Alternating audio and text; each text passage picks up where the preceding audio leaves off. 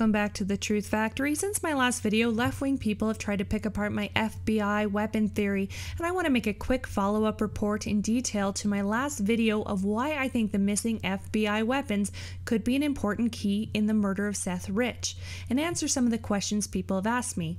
If you didn't see my last video or you are out of the loop, on July 11th, 2016 in Washington, D.C., guns were stolen out of an FBI van conveniently unattended and parked 2 miles from where Seth Rich was murdered. This is verifiable, you just have to Google it. And I've had a lot of questions from people who still think Russia did it, so let's see if I can answer some of these questions logically and see if I can change some minds today. First question, if Hillary Clinton wanted somebody assassinated, why would they need to steal guns? Wouldn't a professional hitman already have one? It's not a bad question, but guns are easily traceable and need to be registered. Even people in the Secret Service need to register their weapons. So it would make perfect sense to steal police weapons that can't be traced back to anyone. And sure, I mean, they could get unregistered weapons on the black market, I suppose, but if you're already in cahoots with the FBI, why not do that? Also, if these guns were later tied to Seth Rich's case, all they would know is that those guns were stolen, furthering the fact that the murderer was a thief, and it would end there. Next question. If you're wanting to do a hit, why would you steal a 200-pound locked case from the police?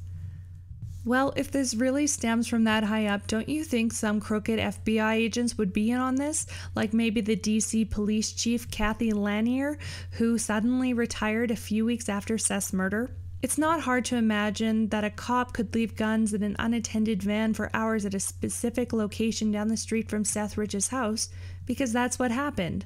Also, the ammo was locked up with the guns, which is actually against policy. It seems a little too convenient for me, and I imagine if they went through that trouble to set it up, they would leave a key there too, or have it unlocked altogether waiting for the hit. And on that note, it is also possible that a crooked FBI officer could have been the one to do the hit.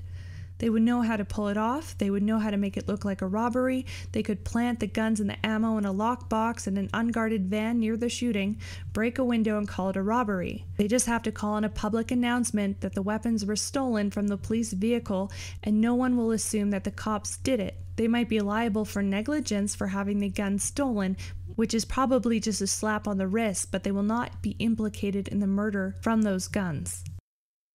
Why wouldn't the assassin shoot to kill? I actually think this is a really great question. Obviously, I wasn't there, so it's speculative based on the data that I know. Seth Rich was found bruised all over his body. By the way, one of the weapons that was stolen was a baton. And then he was shot in the back twice. This indicates signs of struggle, altercation, and him trying to fight back. And I imagine at the point the gun came out, Seth tried to run, turning his back and getting shot twice there, which is often enough to kill someone. Shot spotter goes off, and if they're cops, they know this. They leave because based on where the bullets hit, they think he will die, which he did. And if it were the cops, this would fit with the story that his girlfriend Kelsey told, that he was talking to her on the phone and said he needed to go, seeming like somebody showed up, but he wasn't afraid.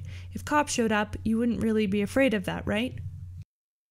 So this was either done by a hired thug who is messy, which I think is unlikely considering who hired them, or they wanted it to look a little bit messy on purpose so they could pin it on a robbery and use it in their platform against gun violence, which they did. A clean shot to the head is a little bit too obvious for a robbery.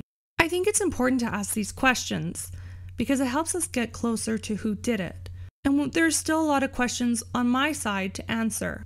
Like, if it was a robbery, why was nothing stolen? Seth was talkative when the cops showed up.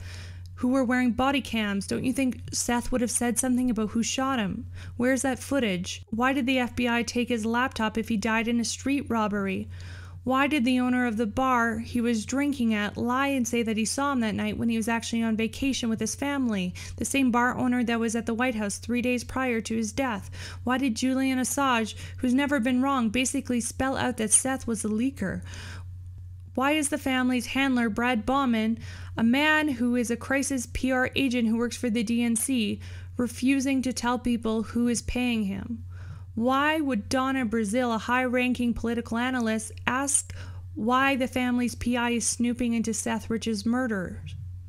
And that is just the tip of what is unfolding.